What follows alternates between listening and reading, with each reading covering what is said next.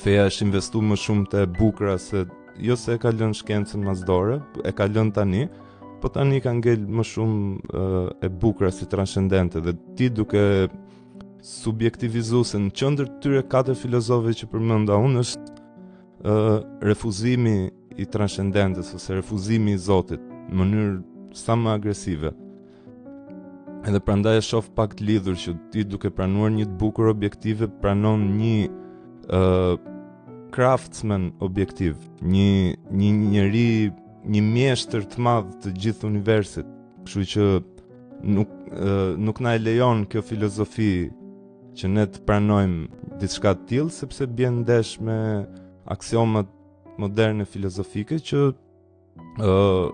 Zoti nuk ekziston, asnjë gjë transcendente nuk ekziston, nuk ka objektivitet, ka vetëm subjektivitet. Dhe kjo është